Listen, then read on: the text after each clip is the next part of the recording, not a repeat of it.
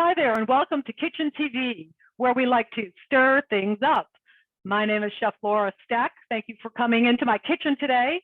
I'm broadcasting from Portola Valley, California, and we're going to be doing a nice session today called De-Stress Fest, an opportunity for you to grab a cup of tea, put your feet up, and learn how to be a little less stressed in the kitchen. We'll do 3 segments. We'll do a segment on tea time. We're going to do a segment on foods that are good for reducing our stress level. And our first class today is on slow cooking, Crockpot, and Instapot. So the Crockpot is an old-fashioned tool for the ages, especially in the time of COVID, where a lot of us just don't have the time to come home or the energy after a day on Zoom to come home and make dinner. So I love the Crockpot. I love using the ease that it gives me in cooking long and slow. And the Crockpot gives us this ability to really reduce the amount of the heat that we use in cooking, but extend the time. And the extension of that time gives us an opportunity to develop much more complex flavors. And that's what we look at the Crockpot to do. You know, there's one thing that I remember. I remember a number of things from culinary school. And I went to the Culinary Institute of America, School of Natural Cookery, and Vega Macrobiotic Study Center.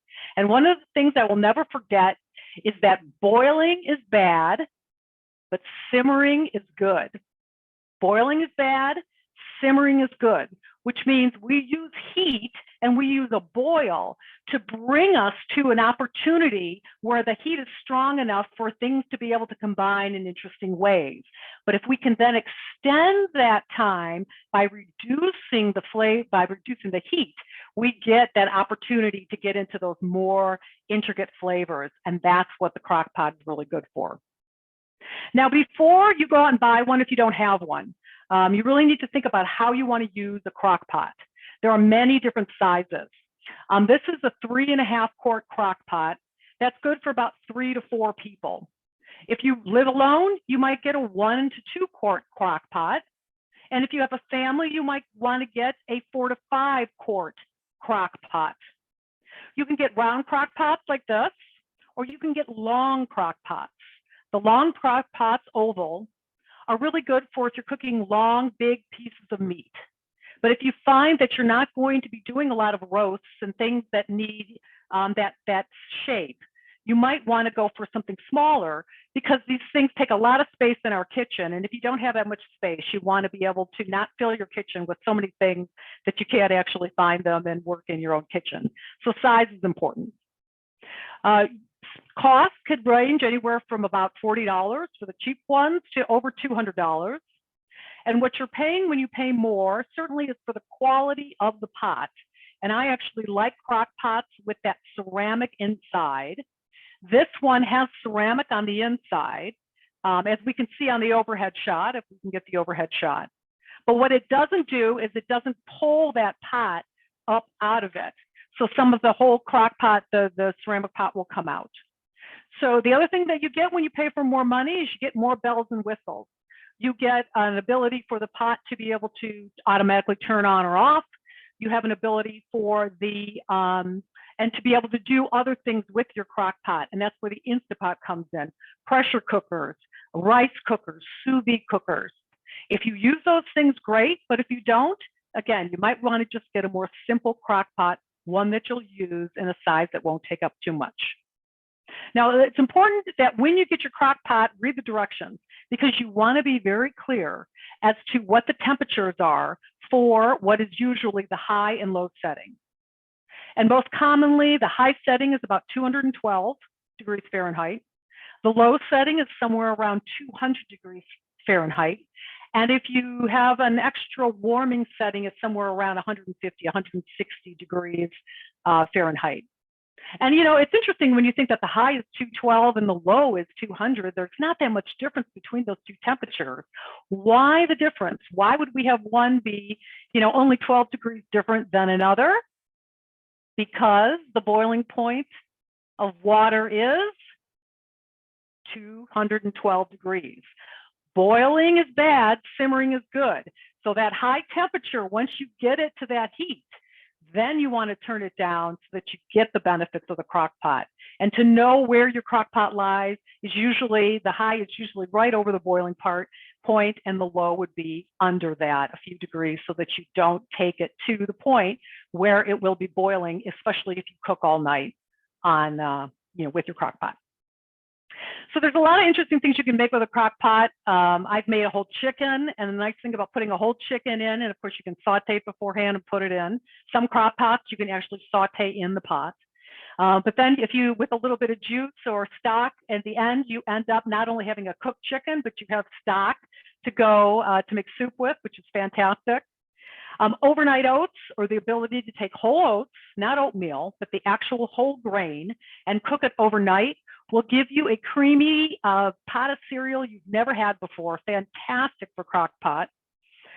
Things like onion jam, apple butter, bacon jam, that never get the due of time they need to really develop the complexity of flavor and the viscosity we're looking for in jams, go great in a crock pot.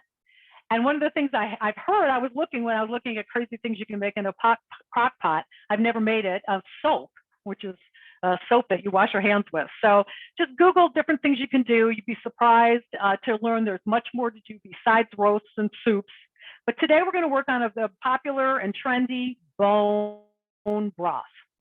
So bone broth is stock made from bones, any kind of animal, that not only has nutritional properties, but it's become the new darling in the health food world. If you're shopping these days, you see everyone's talking about bone broth, because bone broth helps them with weight reduction, inflammation, brain power, joints. Bone broth is one of these things that everyone's purporting to cure, cures what ails you. And I think there's some interest in the science, but unfortunately the science doesn't support the fact that when the gelatin from the bones is formed into, and collagen is released from those bones, that if we then drank that bone broth, we would immediately be able to put some of that collagen into my joints, or some of the glucosamine that comes out of the bones, and that would help me with inflammation, right? The science is not there, because no matter what I intake in my body, the body is going to break it down into smaller parts. And it may break down into the amino acids that we can use to build some of those things, like glucosamine and chondroitin and stuff, good things for my hips. But unfortunately, science doesn't work that way. If it makes you feel better, that's fantastic. I say still drink bone broth, because there are some really great health purposes to drinking broth. One is, when we drink broth or eat soup, when we have liquid while we're eating, we become more full, and that can help us be able to just eat less. When we drink a cup of bone broth, we can get anywhere from 6 to 12 grams of protein. So that's a good addition. And just that nice cup of hot something is great. So let's look at it from those ways. And also let's look at bone broth from a culinary purpose, because broth and stock are one of the most important tools you can use in the kitchen. We need broth. If you've taken any of my classes before, we're always using stock and broth to deglaze a pan. When we're making sauces, when we're trying to create caramelization, and all the brown stuff ends up on the bottom of the pan, that stuff that you don't want to push down the drain, you want to bring that bond, that brown caramelization, back to your food. And that's one of the most common ways we use stock in the kitchen. So there's a difference, and I wanted to say, between stock and broth. Usually stock is made with meat still on the bones. And in the bone broth, we're really more looking for that gelatin to come out and to give us that viscosity that we're looking for. Now, if you want to add some more meat to the stock, to the broth, to gain more flavor, I encourage you to include bones in your broth that might be English ribs that still have some meat on the bone, because that will add to your flavor.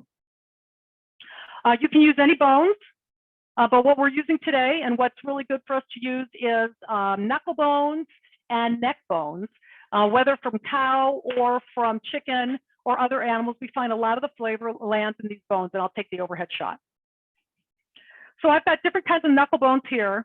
And what I love about Crockpot is you just throw everything in a pot, and bone broth is no different. But if you want to take a first step, the best thing you can do to gain more flavor is to roast your bones. So I just took the bones I bought them at Whole Foods, and put them on a plain sheet pan, one that you don't mind getting a little oil burnt to the bottom, turned up the oven to 400 degrees, and roasted my bones for about 45 minutes. And I want to encourage you to look at the color, because I remember back when I was roasting, first started roasting bones, I never made it dark enough. And my teachers would always say, make it darker, make it darker. So definitely you want color on the bones. And what I would encourage is that you flip them over during cooking at times, because the place where the caramelization or the Maillard effect, as far as meat goes, happens is where the bone or the vegetable touches the pan. So definitely flip them over and give yourself an ability to brown it on all sides. Now I've got a pound of bones here. I actually already made some stock with 2 pounds of bones. The ratio is about 4 cups of water to 1 pound of bones. So in this 3.5 quart slow cooker, if I had another pound of bones, I'd put it in, and then 4 cups of water per.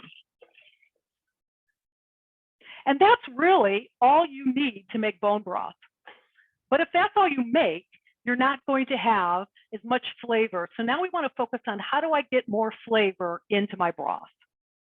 And certainly, and if you look at your recipe, we've got carrots, onions, celery. These are all fantastic things to put into a bone broth, right? I can just put some carrots, chop it up, some celery too. Or what I like to do is I actually keep in my freezer all the little bits of peels from carrots, stems of herbs, the wispy parts of the onion. And even if I have something like this, I looked at this today and I've got a zucchini that's kind of going bad, I can take off the part that's bad, and then I can just put the rest of the, the old whole part into what I call a stock pot, and I put this in the freezer. And then when I'm ready to make soup or stock or broth, bone broth, I can add those, so equivalent. So about 3 to 4 cups of vegetables for about 2 pounds of bones. Whatever those vegetables are, you want to stay away from things like broccoli and the crucifer Brussels sprouts that have a stronger flavor. And we go for the sweeter things like the onions, the celery, and the zucchini, the carrots. Now at this point, we've got a couple other things we want to show you that you can add flavor to your broth. One thing is tomato paste. And I also have some mushrooms, I have peppers, and I even have Parmesan cheese, because I want to show you a little chart. And one of the things we learn, I'll take the overhead shot, one of the things we learn about cooking beef, meat, and definitely broth is about the concept of umami. And umami is the 5th taste that was based in Japanese cuisine. It is a savory, unctuous taste that we don't really have a description for here in the United States. And you'll notice where umami touches our tongue, and why it's so important is the ability of umami, or glutamic acids, to touch our tongue and to make us think and taste savory, happens at this large part of our tongue. Unlike bitter, which only is focused on the back of the tongue, salty on the front of the tongue, sour on the sides, and sweet on the tip, we see that umami touches and ignites a lot of our taste buds much more than these other flavors. And in cooking with umami, or trying to get umami, our normal place we get it is from animal products and meat. But there are vegetables and plant sources that can also add to umami. Again, glutamic acid, allowing us to taste a savory experience. And that includes things like tomato paste. So we're going to add a couple tablespoons of tomato paste into our stock, because what's interesting about umami is umami begets umami. The more we add to it, the more it adds to us. So if we're making meatloaf, why do we add tomato paste? Yeah, because we like a little taste of tomato, but because when tomato and beef come together, they make a marriage that's just delicious. So it's not just tomato. Things like dried peppers are also really good in our pot. Let me put the pot underneath so you have a better view. Mushrooms are good sources of umami, and even, believe it or not, Parmesan cheese. And what's fascinating about Parmesan cheese is if you get the whole cheese and you use it, you usually get a part at the end where it's like the ends of the Parmesan cheese, and you just throw them away. They're fantastic to put into stock, bone broth, and any kind of soup. And then put any type of herbs or anything you might want in it, and make sure that things are covered with water. Let me get some water, a little bit more water in here, plug it in, of course. And depending on how much time I want to use, I may cover this up for a, and put it to high until it comes to a boil, and then I can shut it off and put it down to low and let it cook for, I think I cooked it for probably 18 hours. And then 18 hours later, what you end up with is some stock and some bones and some vegetables. Some people may add the vegetables in later in the cooking style, so start and cook for 10 hours and 12 hours with just the bones and add the vegetables in later. Some people say that helps with the bitterness of it. I haven't found that to be the case, but that is a technique out there. And then these, of course, can just go into the municipal compost pile, not your home compost pile will probably not be able to reduce those bones, but the municipal compost can. And then, of course, then we have our stock. And what I want to show you about the stock is during the process of cooking, let's see, one thing you want to do is get yourself a skimmer is what they call it. And you'll notice my skimmer has a lot of already stuff on it. I left it here because as my stock is cooking, I just want to take the skimmer. Hold on, let me do this. I want to take the skimmer and just pick up any of this scum is what they call it that rises to the top that comes out of the bones. Same process if you cook beans. And just do that every hour, every 2 hours. Look at your stock and try to remove that scum. And then at the end, you'll end up with still some scum and parts of the bone broth. Some people actually don't care. They'll drink all this if they choose. But what I like to do is that skim that out, and I can skim it out most effectively with a piece of cheesecloth. And then you'll see here, I have all this impurity, some people call it, leftovers. I can either pour that out or not. And we let that strain and drain. Ooh. Finally, the last step with your bone broth is to defat it. Ooh. Oh, sorry, just lost my earpiece just went out. There you go. I'm glad it didn't fall into the dish. The last thing you can do is defat the stock, and you can either just put it in your refrigerator and pull out, let the fat come to the top, or if you're in a rush, what you want to do, let me get some ice. Hold on.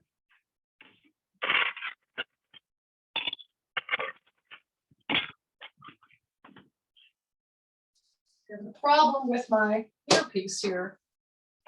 Oops. Okay. You'll just take some ice in some metal container. I usually use a ladle or a or a, what is this, measuring cup, and then you can just go through the stock with the bottom of the measuring cup. And then what happens is, I don't think we can, let me see, how can I do this? The fat sticks to the bottom, and then you can just take a paper towel, remove the fat, and do it again. So again, it's your choice as to whether or not you go for defatted stock or not. But in the end, we end up with a beautiful, rich glass of bone broth, defatted. And let's see what we have. Ah, delicious.